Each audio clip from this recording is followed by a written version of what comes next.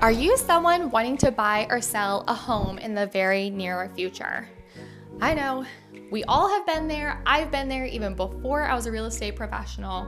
When I was back being an elementary school teacher, I wanted to buy something that would help build my wealth and not be working against me. So now I'm bridging the gap. You found the right place. We are going to cover all knowledge and tips on how to buy and sell a home here. My name is Shae Taylor, and I am a licensed local real estate professional in Charleston. I can sell in all of South Carolina and beyond with the referrals that I have with my brokerage, Serhant. In this video, we're gonna cover 15 common FAQ questions for those who are looking to buy and sell for the first time. If that sounds like you, stay tuned. I will put the different chapters down below so you can skip ahead if there's a certain question you might be searching for. And this will not be the first of this kind of video to come. So make sure you subscribe and like this video. It really helps me out and shows me what kind of video content is helping you. All right, so let's get into it. Number 1, common FAQ. How much money will I need to buy a home? You will need earnest money deposit. You will need money for inspections. You will also need money for the buyer agent commission, the down payment, and as for the closing costs, that is the lender and attorney fees. Those 5 things at a broad view is what you're going to need. Common FAQ. How much is a down payment for a home? Dependent on your loan type, it can range from 3% to 20% of the purchase price. So whatever you offer and that contract gets accepted for. If you have an FHA loan, you can expect 3.5% of that purchase price. And if it's conventional, it ranges from 3 to 20% dependent on your present time financial position when you apply for that pre-approval. For example, if you are buying a home at $300,000 and you have an FHA loan, which requires 3.5% down, you multiply that towards that $300,000 and you get $10,500, which is your down payment amount. Don't forget that the down payment amount is separate from the lender and attorney fees that come up at closing. You have an overarching closing cost. Down payment is a part of it, but not all of it. How much are closing costs to buy a home? Every lender and attorney has different prices for their services, but in general, you can expect 3 to 6% of the total cost of the home that you are purchasing. So for example, if you're buying a home for $300,000, then you can expect to pay about $9,000 to $18,000 in closing costs, just dependent again on the different services that are a part of your unique home buying journey. Common FAQ. How much does it cost to hire a real estate agent? Every agent seems to approach this differently, but mostly, and in my opinion, they will be expecting to be paid a certain percentage of the purchase price of the home that you want to buy or sell. Let's take a deeper dive. So some agents will likely provide you different levels of services and say for each level of service, this is how much of a percentage cost of the home you're buying that this will cost you for me to do those said services. And then ultimately, you get to choose which level of value you want to receive from that real estate agent. Others will just tell you their fee, and it's up to you to negotiate whether you want that percentage to be lower or if you want to negotiate for more services for that percentage amount. Most important thing for you to know is that as the client, you get to negotiate what that percentage is along with what services that you would like to have done. Common FAQ. What is the earnest money deposit? We also call this a promissory note. So you can think of it as an extra pinky promise to the seller that you are serious about buying their home because you just love it. And so with that earnest money amount that is put onto the offer, it's something that they consider to see, again, just how serious and how much you promise that you are going to move forward with a smooth deal buying their home. This earnest money deposit is usually paid during due diligence, which can range about a week to 2 weeks after the contract that you offered to the seller is signed by both you and him or her. Common FAQ. Do I get my earnest money deposit back? Yes and No. Let me explain.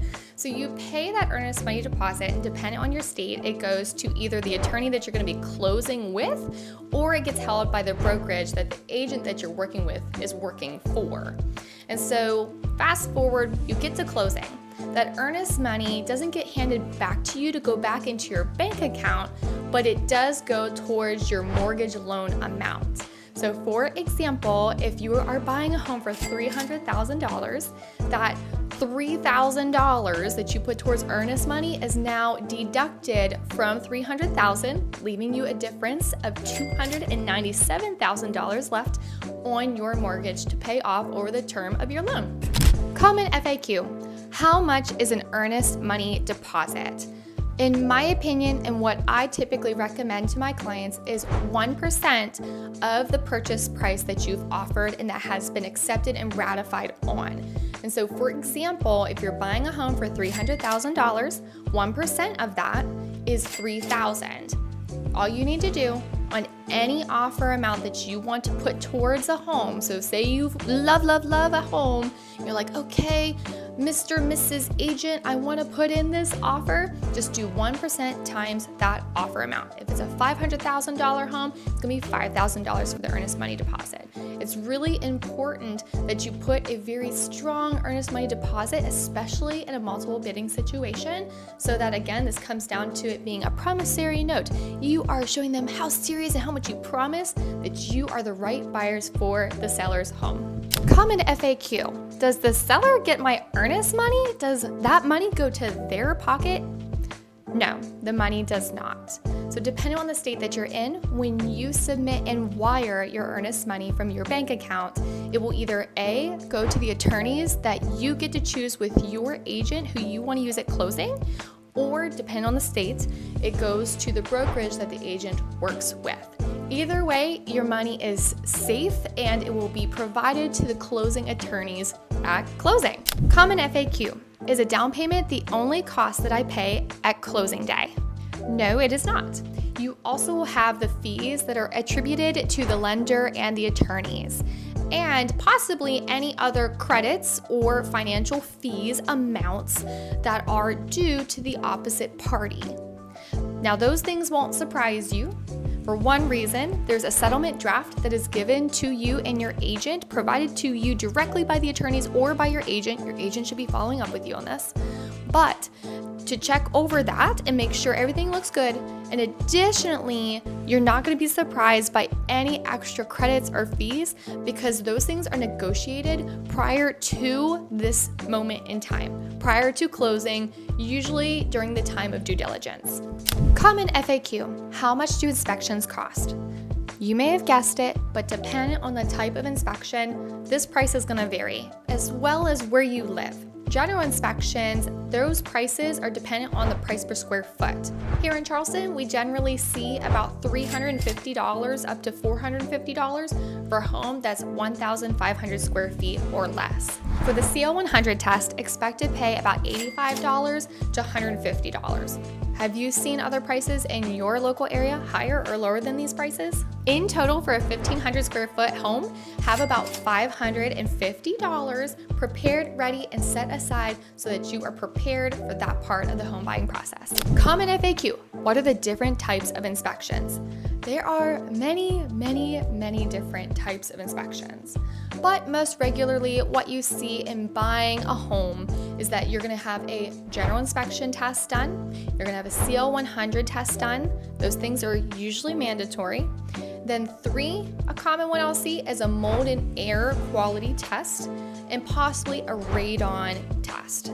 Common FAQ: why are having inspections important? There are 2 benefits to why you want to have these inspections done. One is so that you can have the seller repair and fix items in the home before you even move in, so it's not money out of your pocket after you have the keys. Second, if that inspection report comes back bad and nasty, you can terminate and get out of it before you have way more headaches and problems than you likely were hoping for.